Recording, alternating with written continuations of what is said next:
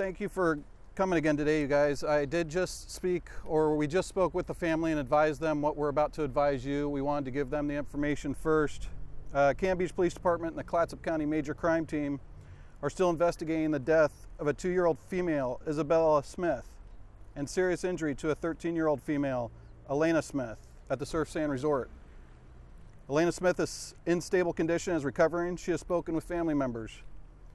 An autopsy was conducted on the 2-year-old Isabella today. The manner of death is homicide, which means death caused by another person. They were unable to determine the cause of death, and we are awaiting toxicology reports for determination on what caused her death. There's valid arrest warrant for the charge of aggravated murder for 40-year-old Jessica Smith of Goldendale, Washington. We are seeking any information on her whereabouts and are concerned for her welfare. She is considered armed and dangerous. Please contact local law enforcement if you see her. Family members are concerned for Jessica.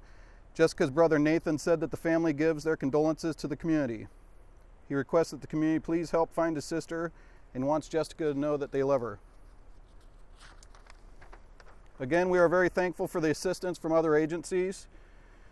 Officers and detectives have been working around the clock. The Major Crime Team is comprised of the District Attorney's Office, Cam Beach Police Department, Seaside Police Department, Astoria Police Department, Clatsop County Sheriff's Office, and the Oregon State Police. The FBI has also been a great assistance, as well as the Marshals and the Coast Guard have been assisting as well. Are there any specific questions? Could you confirm the spelling of the names of the children? Isabella is, I believe it's Isabella, and Elena is Alana. Chief, you said that an autopsy was conducted and it was determined that it was murder, but the cause of death is still undetermined? No, the matter of death we don't know. We're waiting for toxicology reports to determine what that is. So does that seem that she may have ingested something? That we don't know. That's why we need to determine all of that. It's hard to know with a child that size, obviously, different things, so they need to await a toxicology report. Anything physical on the outside? There are no signs of abuse. No signs of abuse at all. Have you talked to the 13-year-old to ask what happened in that hotel room? We have been able to talk with the 13-year-old as well as family, but at this point she's still in the hospital and it's very broken on what we can get from her. We are going to, at some point, set up an interview with her where we can talk with her further. So you don't know the cause of death, but you're still calling it aggravated homicide? We're calling it homicide, correct. Without the matter of death, can you tell us how you made the leap from a person of interest to associated murder for Jessica Smith? Well, she's always been a person of interest. I mean, she's still a person of interest for us at this time. The reason that we're trying to determine what caused the homicide, she was in the room, and she's the only one at this point that we know that is a suspect at this point. There is nobody else that we're looking for. There are no other suspects. So she is a full-blown suspect now? Yes. On what basis did you issue the arrest warrant? What's that? On what basis? It's a temporary arrest warrant for her arrest based on our investigation, our interview with witnesses, as well as the search warrant that we served, the information that we found. What kind of information and witnesses and from the search warrant led you to issue that arrest warrant? I can't divulge that information. That's all part of the case that we're working on right now. What's the status of the crime scene now? Have all the agencies dispersed? Yes, yes, it's been released. After talking to family members, have you been able to narrow down an area where she may be, or is it still wide open? We have not, still wide open, and so that's why we're asking you guys, if anybody sees her or knows any information, please contact our 503-436-2811, and we're getting the tips to the detectives. They're working on them as they come in, and we don't have any pinpoint areas yet. We're following up on video at different places to try to determine if it is actually her. Chief, when you said that she's considered armed and dangerous, on what basis did you make that conclusion? The fact that we're investigating a homicide, that would conclude us to the fact that she's dangerous. Any type of person who obviously is involved in something like this and we're suspecting is considered armed and dangerous, and that's the reason we give this information out to other law enforcement. We want them to be aware and approach with caution as well. Can you say anything about a custody battle that may have been brewing between the two parents in this case? I don't know anything about it at this point. It's more of a civil issue on that end of it, and so I think that they're still trying to determine what exactly was going on that end. Yeah. Anything else that we should need to know here? As far as was there any kind of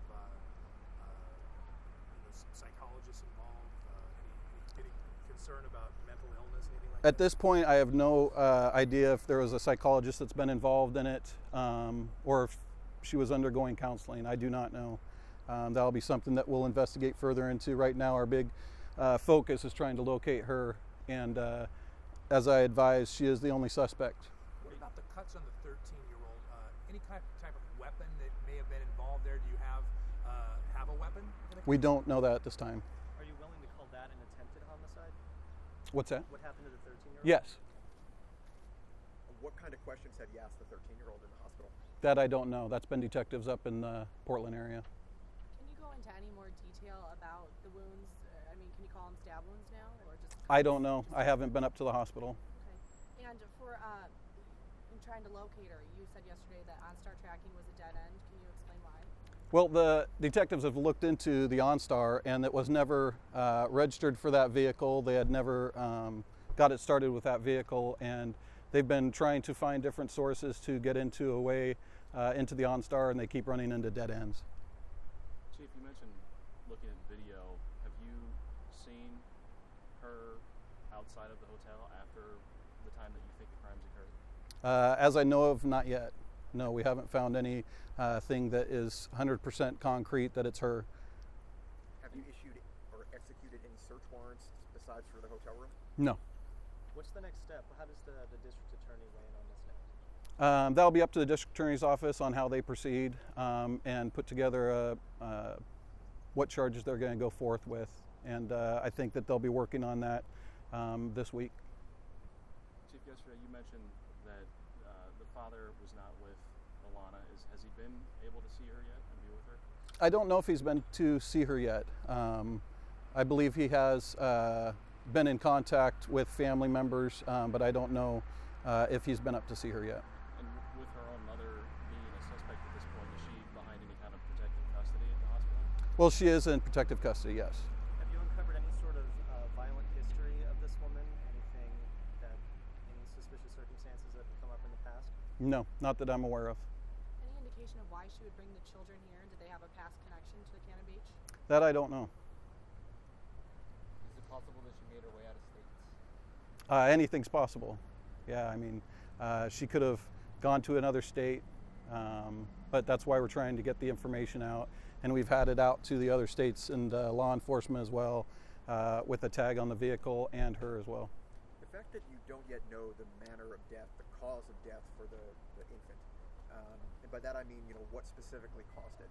Is that unusual after an autopsy, or is there something about this case that is making that especially difficult, or is this what you would always find when a child dies?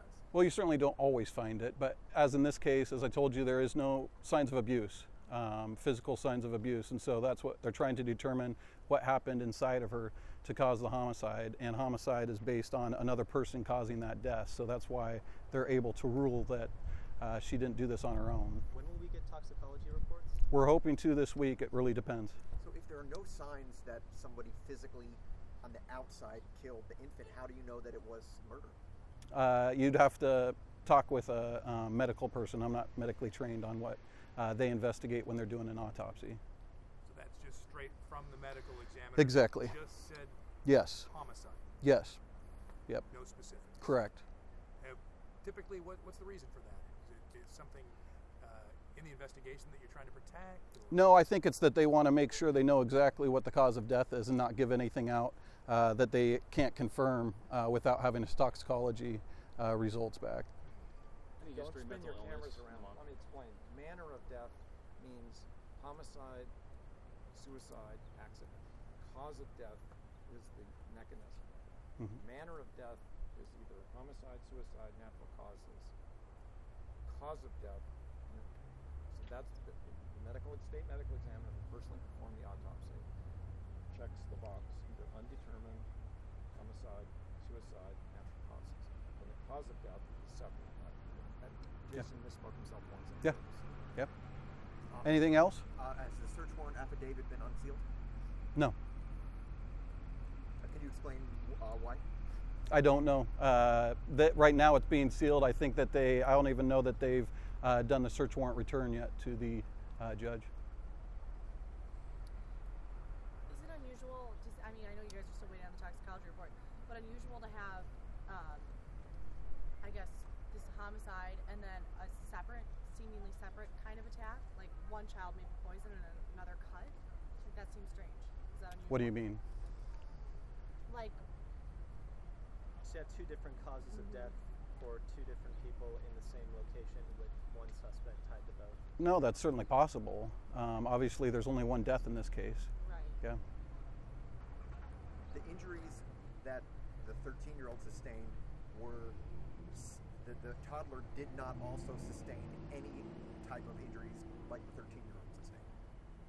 There were no signs of abuse on the 2-year-old. But there were on the 13-year-old. Yes. Would the medical examiner have ruled out suffocation as a cause, or is that still a possibility? I don't know. Yeah. Yeah. So there's just still some unanswered questions. Yeah. On Yeah. that. Any history of mental illness in the mom? Don't know. Don't know. Do you know when the child died? That we haven't determined yet. Do you know when the injuries to the 13-year-old occurred? We don't know that yet. Or if they do, we aren't releasing yet. Yeah. Okay, so what's next? We'll keep you guys informed. Obviously, we still have the same goal of trying to locate mom to help answer a lot of these questions on what happened. And so we do have a lot of detectives that are working around the clock to resolve the situation and find out more information. But I think at this point, just getting the word out what we're looking for and people giving their tips as they can. Yes, ma'am.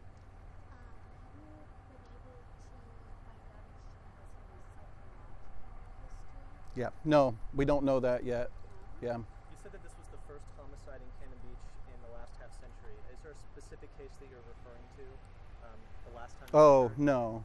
There's been some that there was one, I believe, in '76 that was right on the county line, and but that was, that was the only one in '76 that we've found, and that's right on the county line. So I don't know that it was in Cannon Beach. Proper, Yeah. If you don't mind my asking, Chief, how old are you?